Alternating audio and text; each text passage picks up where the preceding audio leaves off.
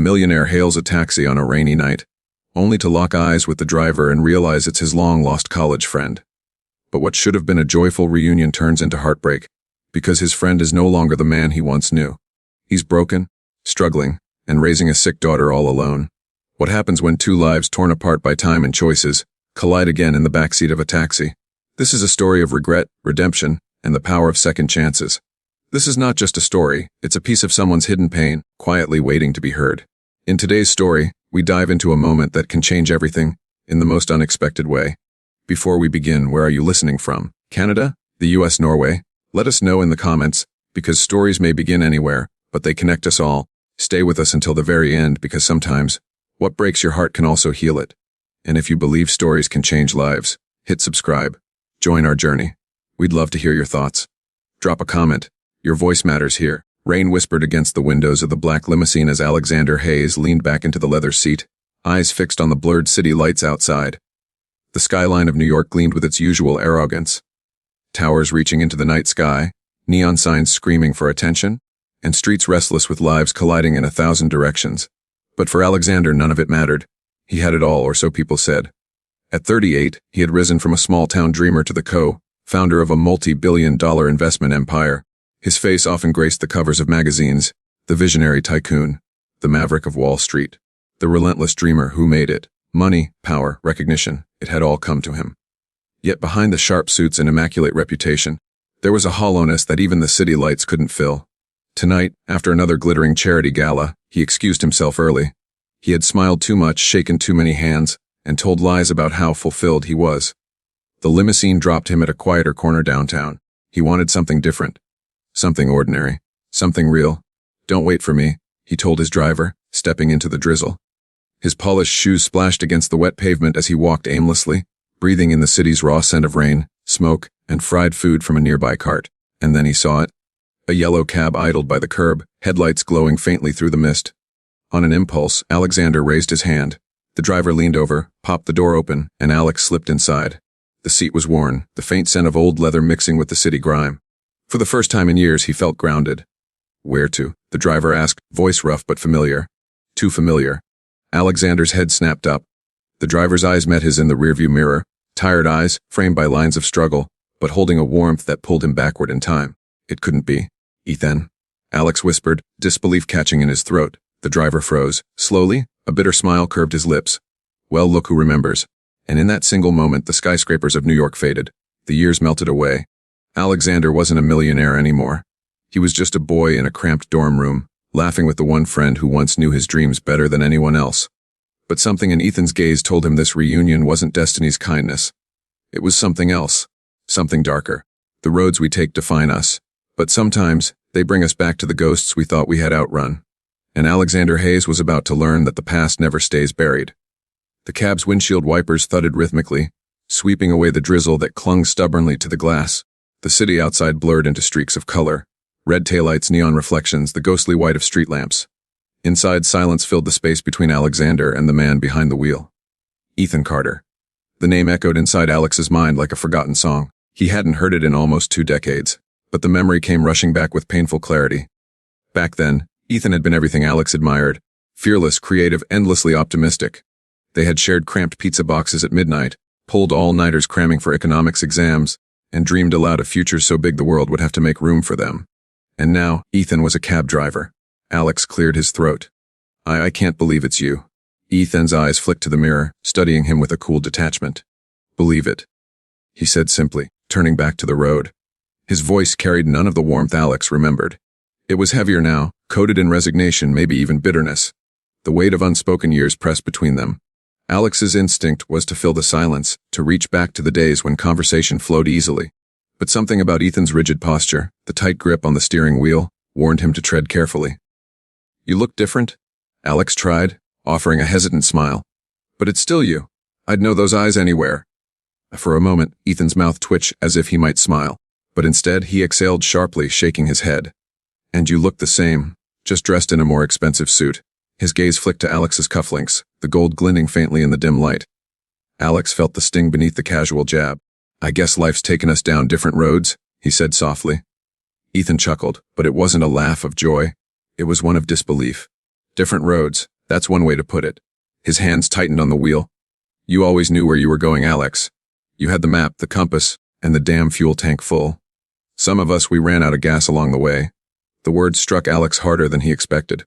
There was pain buried in them, pain Ethan wasn't bothering to hide. They passed through an intersection, the glow of a diner sign reflecting into the cab. For a fleeting second, Alex wanted to ask Ethan to pull over, to sit inside and talk like they used to, two friends against the world. But he knew it wasn't that simple anymore. What happened, Ethan? Alex asked finally, his voice barely above a whisper. Ethan's jaw tightened. His eyes stayed locked on the road. For several long moments, Alex thought he wouldn't answer. Then, with a quiet bitterness, Ethan said, life happened. And just like that, silence reclaimed the cab. The rain outside grew heavier, drumming against the roof like impatient fingers. Alex leaned back, heart pounding. He had money, power, influence. But in that moment, sitting behind his old friend, he felt powerless. Something had broken in Ethan's life, something big enough to reduce a once brilliant dreamer to this, and Alex needed to know what it was. The taxi rolled steadily through the rain, slick streets, every turn of its tires dragging Alexander deeper into memories he thought he had locked away.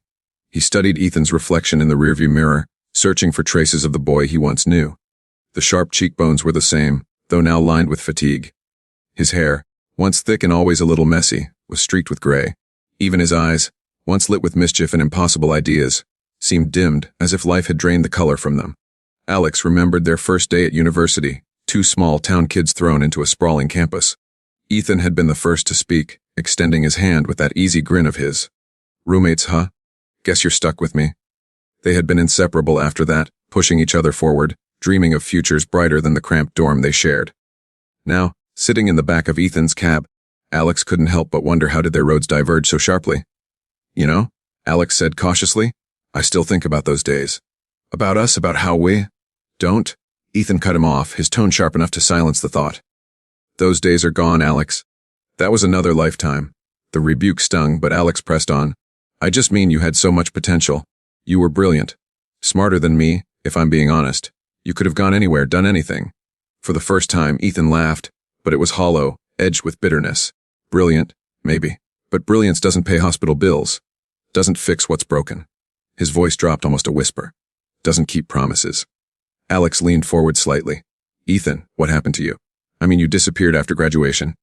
One day you were there, and then nothing. I thought you'd gone abroad, maybe started your own company. Silence stretched between them, filled only by the sound of tires hissing over wet asphalt.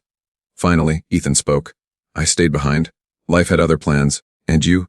You went chasing skyscrapers. The words weren't accusing, but they carried weight. A reminder of choices made, of a friendship fractured not by anger, but by absence. Alex swallowed hard. I should have looked for you. I should have called. Don't. Ethan interrupted again, this time more softly. You had your life. I had mine. That's just how it works. But Alex wasn't convinced.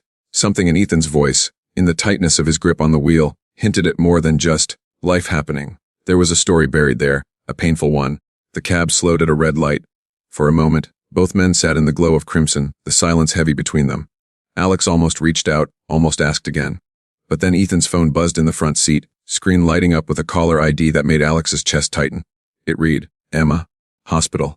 Ethan's hand darted to silence it, but not before Alex saw. Their eyes locked in the mirror, Ethan's filled with a flicker of panic before he masked it behind indifference. Who's Emma? Alex asked quietly. Ethan turned back to the road, pressing harder on the gas as the light turned green. His jaw clenched. No one you need to know, he muttered. But Alex knew better. Whoever Emma was, she was the key to Ethan's silence, to the years of struggle written into the lines of his face. And Alex couldn't shake the feeling that this cab ride was only the beginning of something far bigger than a chance reunion. The city blurred past the window, but Alex no longer noticed the rain or the restless lights. His focus was fixed on the name that had flashed across Ethan's phone, Emma, hospital. The image burned into his mind. He wanted to ask, to demand answers, but the tension in Ethan's shoulders warned him not to push too hard. Still, Alex had never been good at staying silent when his curiosity was clawing at him. Ethan, he said carefully. Emma, she's important to you, isn't she? Ethan's jaw tightened, eyes locked on the road. For a few moments, Alex thought he would ignore the question altogether. But then, with a heavy sigh, Ethan replied, She's my daughter. The words landed like a stone in Alex's chest. Daughter, he blinked, trying to process the idea. Ethan, a father. In college they had spent nights joking about someday being rich bachelors, Or maybe marrying women who could keep up with their wild ambitions.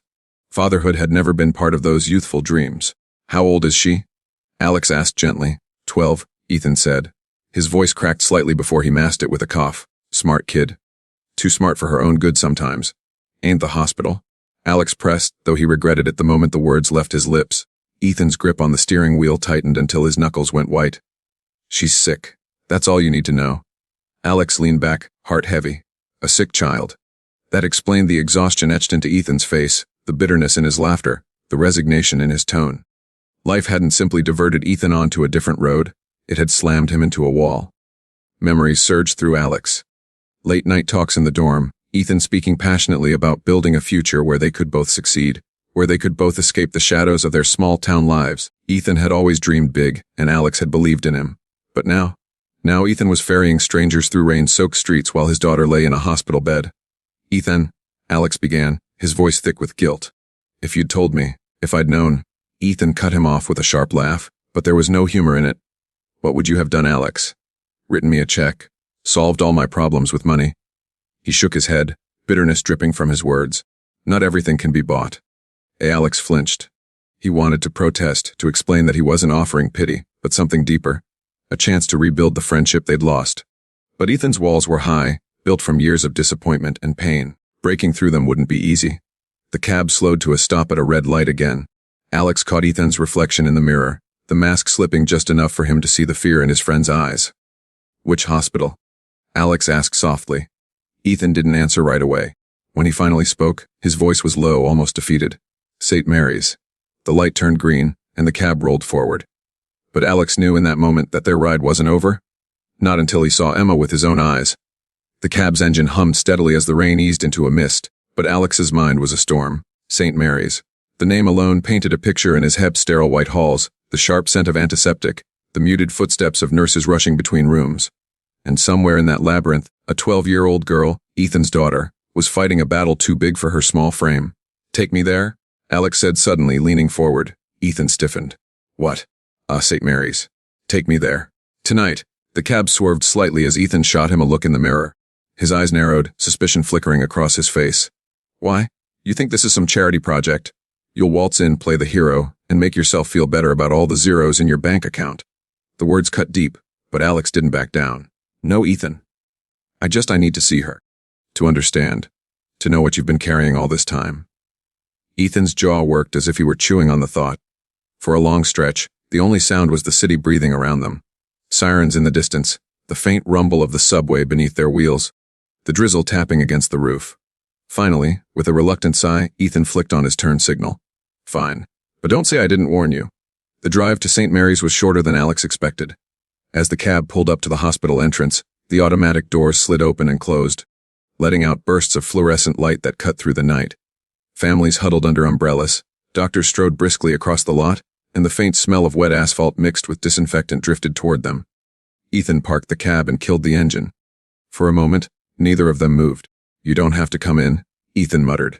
His voice was softer now, tinged with a vulnerability Alex hadn't heard since their college days. This isn't your world. Alex placed a hand on the back of the front seat, steady and firm. Maybe it should be. Something flickered in Ethan's eyes, but he didn't argue. He simply nodded and stepped out into the damp night. Inside, the hospital was exactly as Alex had imagined. Cold, bright, and humming with a quiet urgency. The air smelled of bleach and exhaustion. Ethan led him down a corridor, past rooms where machines beeped steadily and loved ones whispered prayers. Alex felt each step as though he were trespassing on sacred ground. Finally, Ethan stopped at a door. He hesitated, hand hovering over the handle, shoulders tense. She's been through a lot, he said, his voice breaking just slightly. Don't look at her like she's broken. She hates that. Alex's throat tightened. I won't, he promised.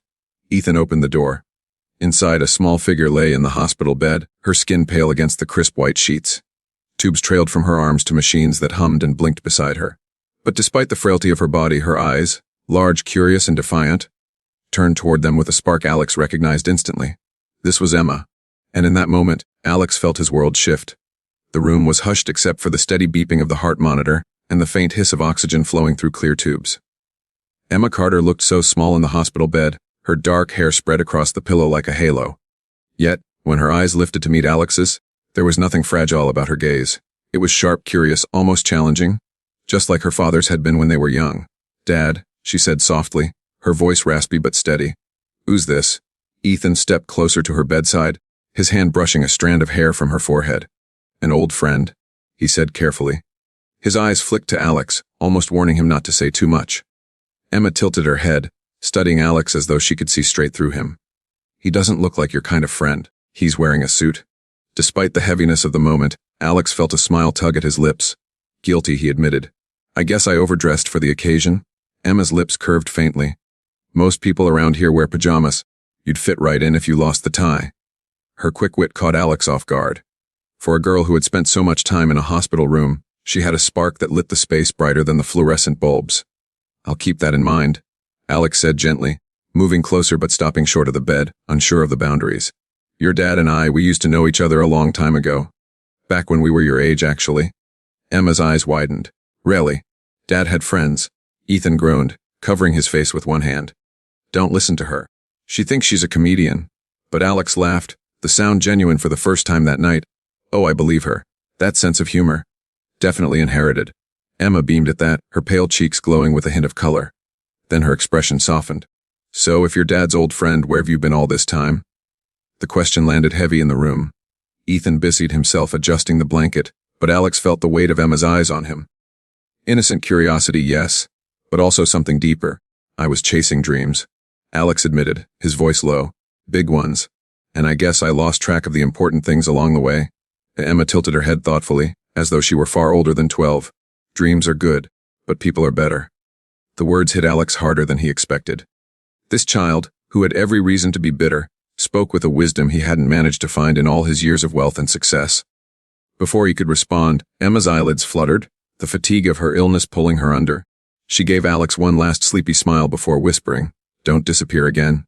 Her eyes closed, the steady rhythm of the monitor filling the silence. Ethan stood frozen, staring at his daughter with a mixture of pride and pain. Alex's chest tightened. He had come here out of curiosity, but something about Emma's words lodged deep inside him. He couldn't walk away this time. The soft click of the hospital room door closing behind them seemed louder than it should have been. The hallway was quiet, lined with muted green walls and the faint hum of fluorescent lights. A nurse wheeled a cart past, glancing at them briefly before disappearing around a corner.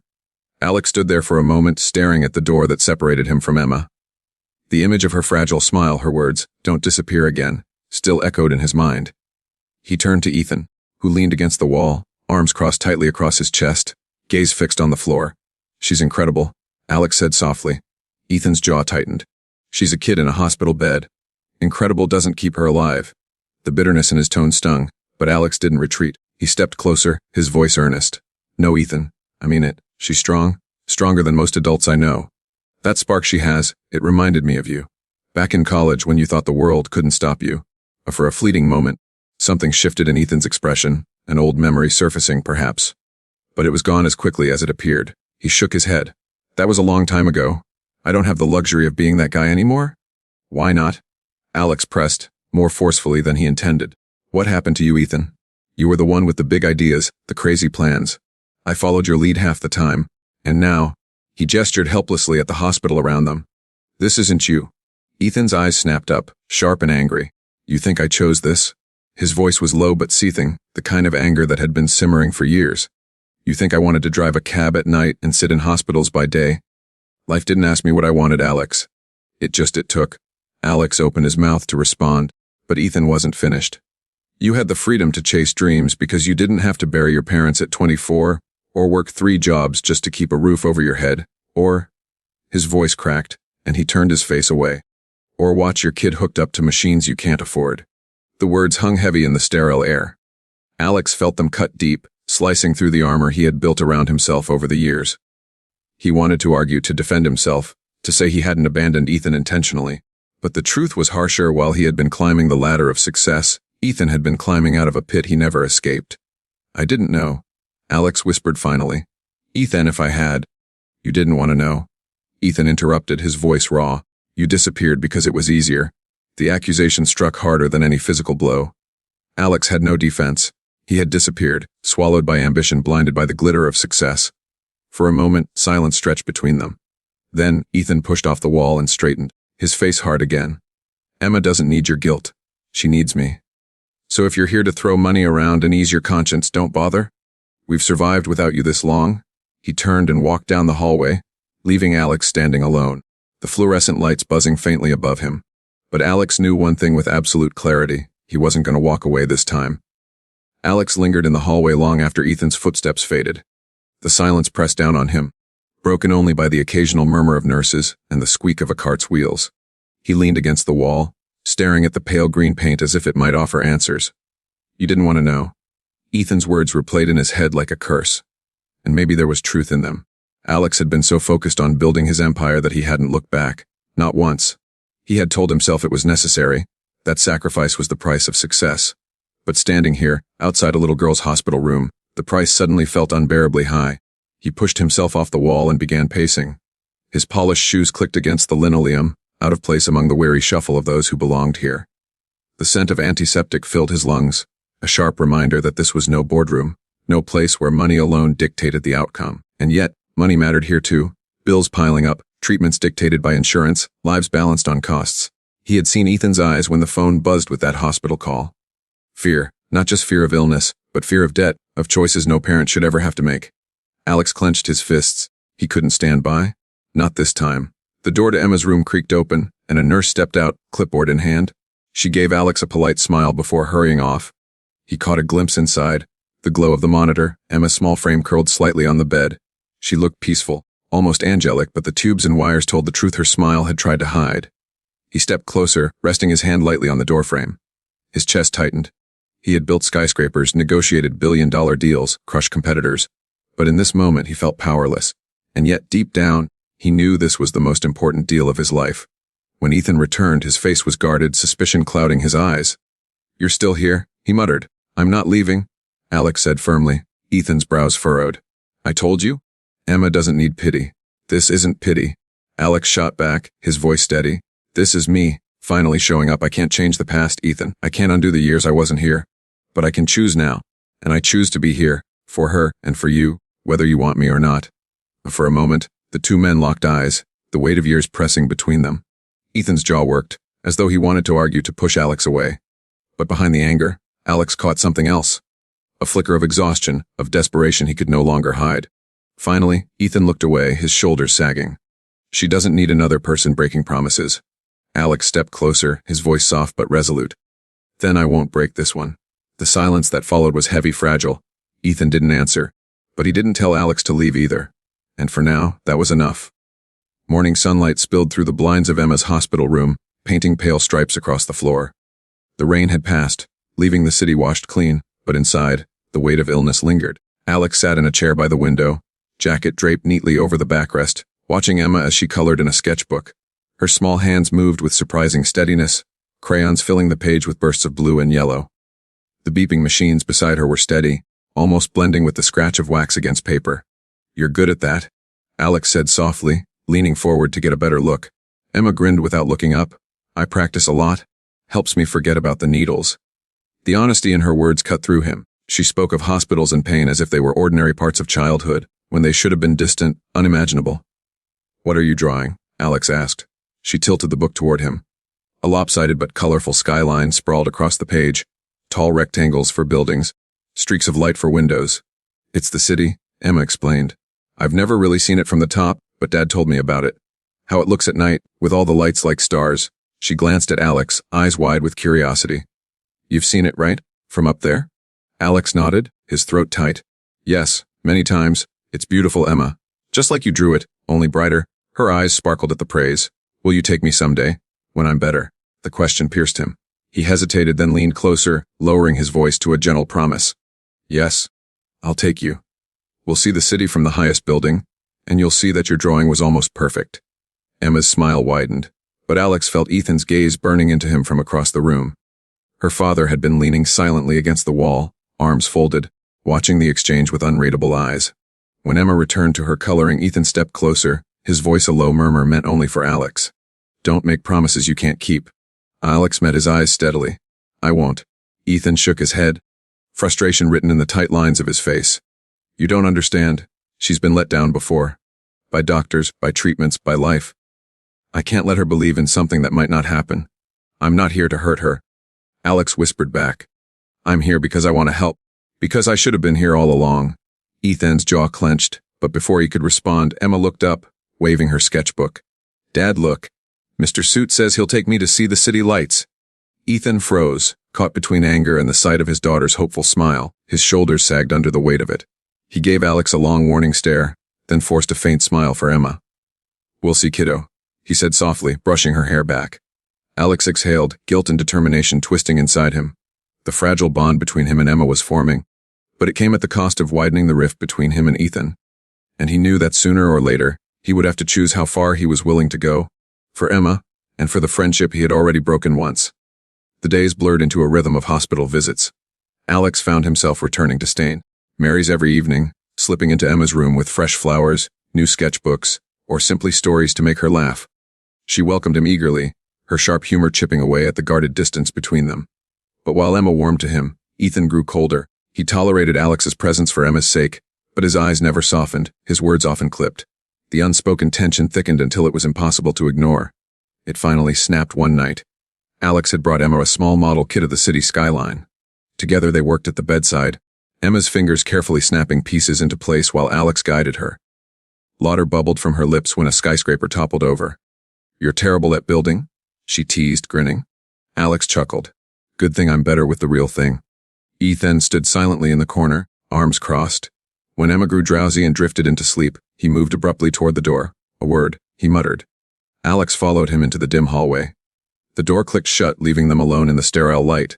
Ethan turned, his face tight with restrained fury. What the hell do you think you're doing? He demanded, voice low but trembling. Alex blinked. Spending time with your daughter? Being here? You're giving her hope? Ethan hissed. You don't get it, Alex. Every time someone promises her something, every time she thinks the world outside this hospital is waiting for her, if it doesn't happen, it breaks her. And she doesn't have many pieces left to break. Alex swallowed hard. I'm not going to let her down. Ethan laughed bitterly, the sound harsh in the quiet hallway. You already let me down once. What makes you think I'll believe you now? The words cut deep, but Alex stood his ground. I was young. I was stupid. I thought chasing success was the only way to matter. And I lost you, Ethan. I lost the only person who ever believed in me before the world knew my name. I can't undo that, but I won't walk away from her. Not now. Ethan's expression cracked, pain surfacing beneath the anger. He pressed a hand against the wall as though steadying himself. You don't understand. It's not just about her being sick. It's about the bills, the treatments, the nights wondering if the hospital will refuse another procedure because I can't pay. Do you know what that's like? To feel powerless while your child suffers. His voice broke. You can't buy back the years you missed. Alex's chest tightened. He wanted to reach out, to bridge the distance between them, but Ethan's words were a barricade of grief and pride. I can't buy back the years, Alex admitted softly, but I can make sure Emma has more of them ahead. Ethan's eyes glistened, though he quickly turned away, hiding it. His voice was sharp when he finally spoke. If you stay, Alex, you'd better mean it. Because if you hurt her, if you walk away again, I swear, I won't forgive you. The air between them pulsed with old wounds and fragile hope. For the first time, Alex saw not just the anger in Ethan's eyes, but the fear of a father who had been carrying too much for too long. And Alex knew this wasn't just about Emma anymore. It was about redemption, for both of them. Weeks passed, and the sterile walls of St. Mary's grew familiar to Alex. He had never spent so much time in a hospital, yet it became the most important place in his world.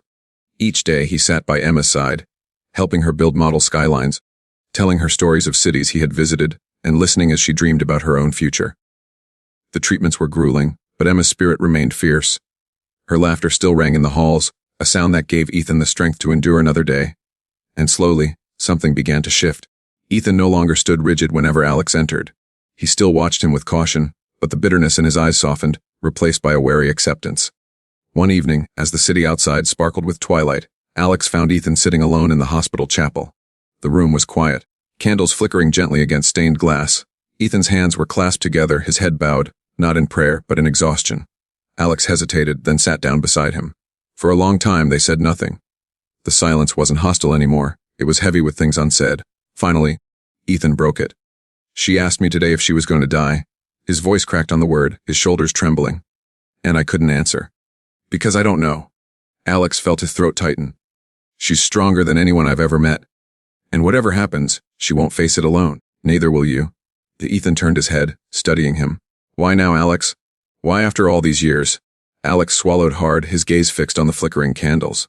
Because I finally realized that money, success, all of it. It means nothing without people who matter. I thought I could outrun loneliness, bury regret under wealth. But seeing you again, seeing Emma, it reminded me of who I used to be.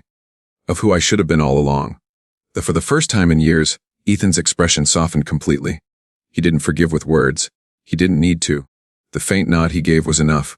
Days later, Emma was strong enough to leave her hospital bed for a brief evening outing. Wrapped in a warm coat, she sat between Alex and Ethan in the back of the taxi Ethan now drove. Together, they drove through the city streets, lights shimmering like diamonds against the night sky. When they reached the tallest building, Alex guided Emma to the rooftop, her small hand clutching his tightly. The skyline stretched before them, endless and brilliant. Emma gasped, her eyes wide with wonder. It's just like my drawing, she whispered, only brighter. Ethan stood behind them, his arm resting protectively on her shoulder, his eyes damp as he watched his daughter's joy. For a fleeting moment, all the years of hardship, betrayal, and regret seemed to fade. Alex glanced at Ethan. Their eyes met. Not as millionaire and cab driver, not as estranged friends, but as two men who had found their way back to something worth saving. The city lights burned bright around them, but the brightest light of all was the fragile bond of friendship and family rekindled in that moment. For the first time in years, Alex felt whole. This is the story of two college friends whose lives took very different paths. One becoming a millionaire, the other a weary taxi driver struggling to raise his sick daughter. When fate brings them back together, old wounds resurface. But so does the chance for forgiveness. It's a journey through regret, love, and redemption, proving that true wealth is not measured in money, but in the people we stand by when it matters most.